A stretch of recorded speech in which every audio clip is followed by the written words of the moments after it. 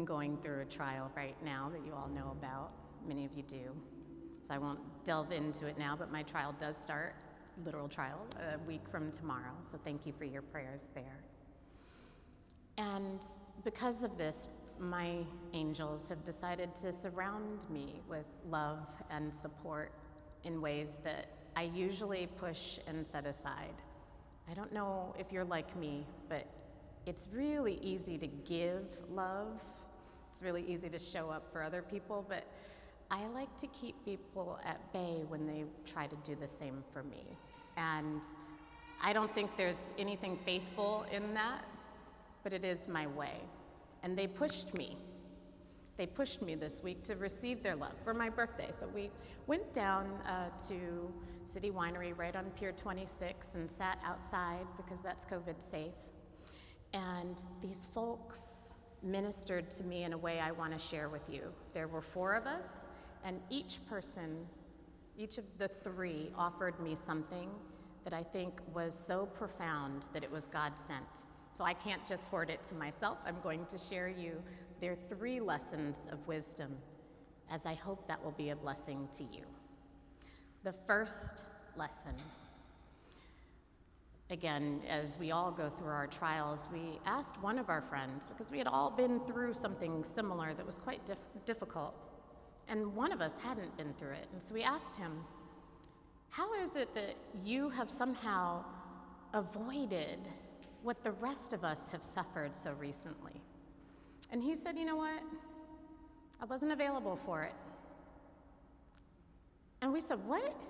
You weren't available for it? It's not like you get to choose whether or not you go through a trial or a particular hardship. How were you not available for that? What does it mean? And he said, well, I'm just not available for that particular trial. And his clarity changed me. And I started to think about the sorts of things that I make myself available for. And I didn't exercise that maybe you've heard me invite you to do, and it's good to do all the time.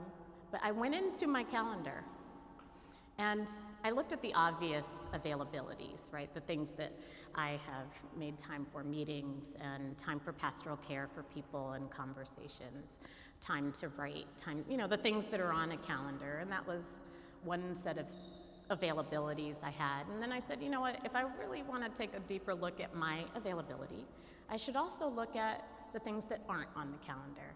What kind of conversations am I having? How much time do I give to that?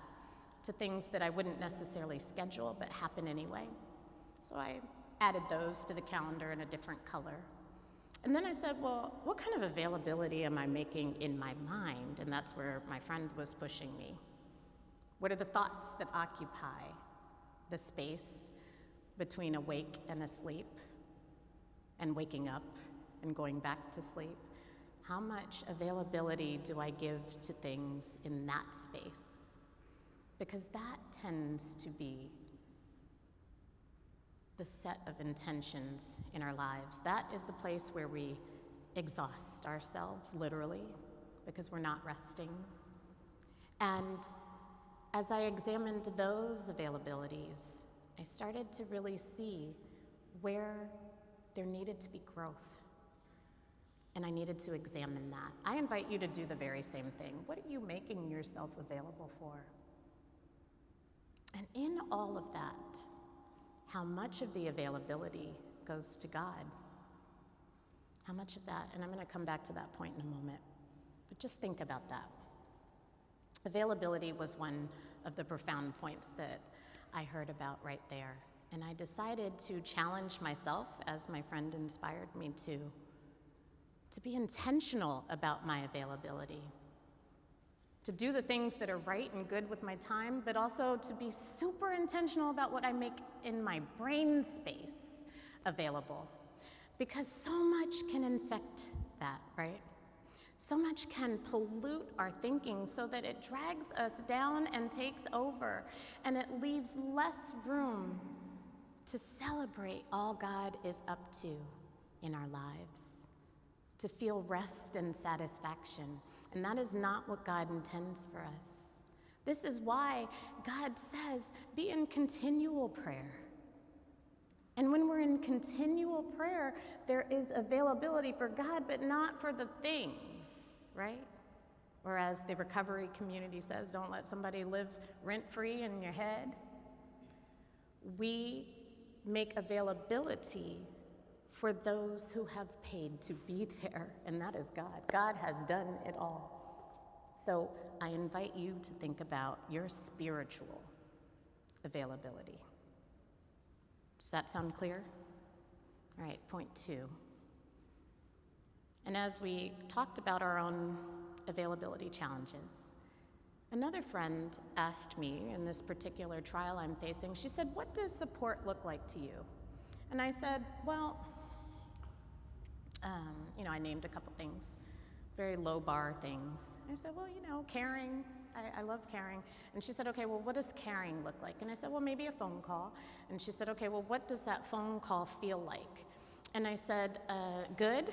And she said, okay, and as you're thinking about feeling good, what does the picture in your mind look like? Like, what do you see outside the window? How is your breath? What's beautiful that you can see, and what do you want to sort of set aside? And as she kept asking and asking and asking these questions to probe, what I realized was that she wanted me not just to have a vision, but to connect that vision to an image, an intention that is clear and specific. And I think a lot of us hear the commandments or the ideas that we should have a vision, which, well, we should. But we also need to have specifics around it.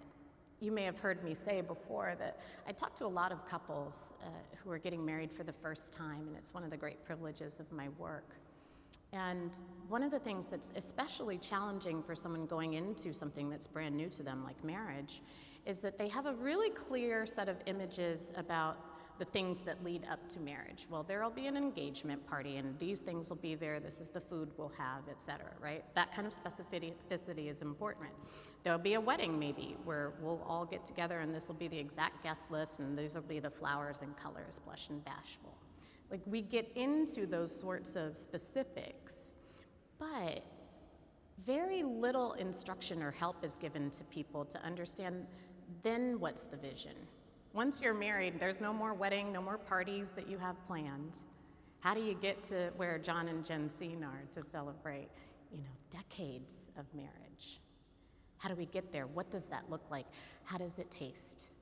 How does it feel? What's the smell of good marriage? We want to be sensually intentional about our visions. We need to have a sense of what it looks like so that we know when we're not there, when the picture is all wrong and it goes blurry. When we have that, then we can set our purpose more intentionally. Our availability changes because it's not on vision, right? Our availability changes and how we prioritize everything changes, which takes me to point 3. And that pulls us into the New Testament, where time is challenged, at least the typical nature of time. And there is chronos time. That's the Greek word, chronos, which is the root of the word like chronology, right? Chronos time is measurable and it's specific. A second is always a second. And you go from there, right? It's the time you would see usually, typically on your calendar. And we as humans have a tendency to live almost exclusively in chronos time, but the challenge is that God doesn't. Chronos time is ours, that is earthly. God's time is what is called kairos. So when we're talking about God's time, which is eternal, Alpha and Omega, it is not chronologically thought or conceived, it is kairos time. And the very fascinating and beautiful thing that we think about when we pull those together through our earthly existence is that we always have one foot in chronos and another in kairos. We're just not always aware of it, and that's a challenge. That is the spiritual discipline. When Jesus says the kingdom of God is at hand, it is present, it is here, this is exactly what Jesus is talking about. We are co-inhabitants already in earth and already in heaven. And so that when we die, all we do is switch out of the chronos realm and into the full-time kairos realm in the eternal. Do you see that? Is that simple enough?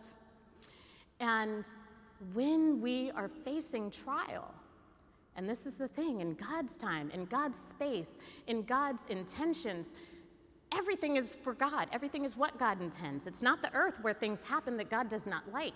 In Kairos time, in heaven, everything, all the celestial things are right and good and true and just. So when you're in Kairos time, and when you take a minute to step into it, there you don't have any trials. You don't have any tribulations. You have no worries. You have no needs. They are all met. And so you, as a co-inhabitant of both spaces, have the opportunity in every moment of your life, in any breath that you take, to make a decision to step into God's time, where there's healing, where death and dying are no more, where the grave has no sting and death has no victory. And that is the last point I will make today, which is mine. My friends made the first three, and I will make this final one, which is, I hope, God's, and it's certainly what Paul was getting at. Victory means getting all those things right. Setting your intention, living in God's vision for your life, knowing yourself as God intends, being as much as you possibly can in Kairos space, Kairos time. Recognizing that heaven is yours, recognizing that no matter what is happening over there, right here, you're already healed. You're already victorious. Things have been set aside for your joy, your delight, and your satisfaction. You are a heavenly being right there and right now. And so the invitation to live into that victory is to recognize that that is yours. It's your birthright. It is your chance to step away from any challenge you're facing, take a break with God, and then get back onto the chronos stuff we have to do as long as we take a breath. Does that make sense? And my hope for you, and my challenge to you and to me, is to make your availability Kairos. Make your vision heaven. Make your time God's. And with that, we actually are practicing victory. Amen? Amen. Amen.